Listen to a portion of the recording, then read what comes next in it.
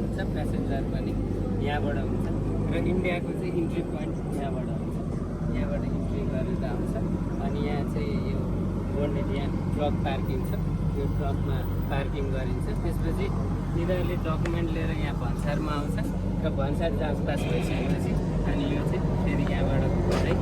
यहाँबाट बाहिर निस्किन्छ अनि हाम्रो एक्सपोर्ट हुँदाखेरि पनि यहीँबाट हामी इन्ट्री गर्छौँ यहाँ इन्ट्री गरेर हामीलाई चाहिँ सुरुमा त्यहाँबाट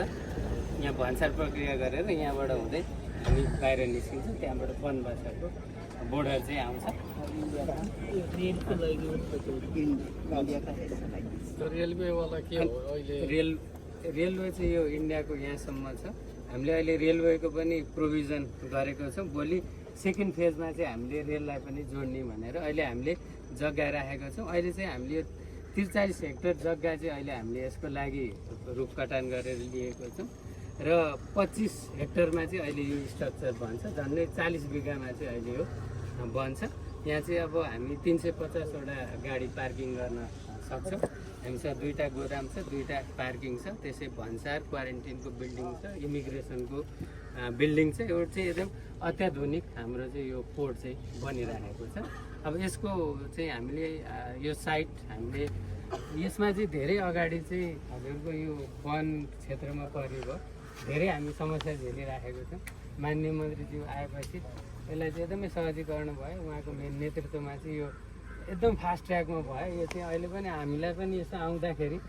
यो रुख नदेख्दाखेरि यति चाँडो काम भयो भनेर एकदमै अचम्म लाग्छ अब मन्त्रीज्यूले त वनको चाहिँ सुब्बा साथदेखि सबैलाई फोन गर्नु पनि भ्याउनुहुन्छ त्यसरी चाहिँ यो हामीले अहिले गऱ्यौँ र भारत सरकारबाट पम्प कन्स्ट्रक्सन भन्नेलाई यसको ठेक्का लागिसकेको छ यो पूर्ण रूपमा भारत सरकारको प्राविधिक र आर्थिक सहयोगमा बन्छ यो चाहिँ अहिले नेपाली रुपियाँमा चाहिँ 3 अर्ब 80 करोडमा चाहिँ यो ठेक्का चाहिँ लागेको छ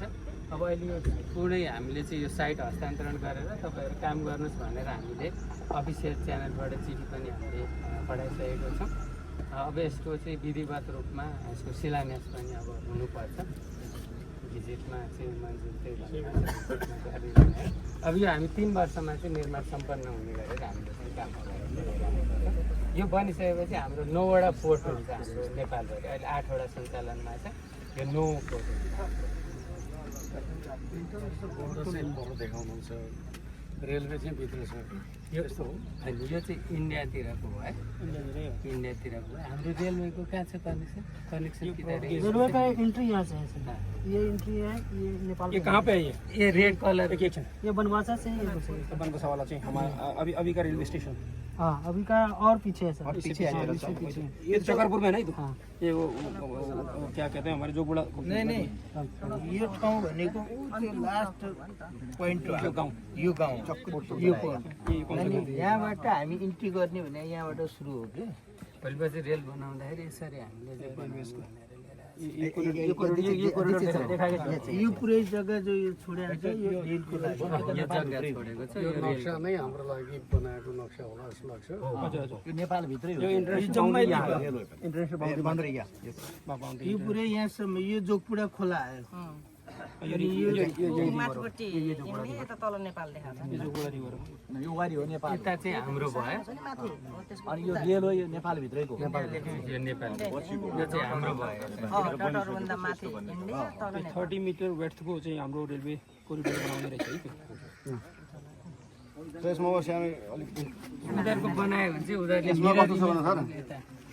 यो पुरै 2004 बफर जम्मा राखेको छ होइन यो काम गर्ने बेलामा पनि यहाँ भएको छैन यो गौरीशङ्कर समुदाय वनले चाहिँ निर्णय गर्न सकेको छैन 2-3बाट पास गर्नुपर्छ भनेर यहाँ नहुँदाखेरि चाहिँ उहाँले 8 पटक प्रयास गर्नु हुँदाखेरि आएको थिएन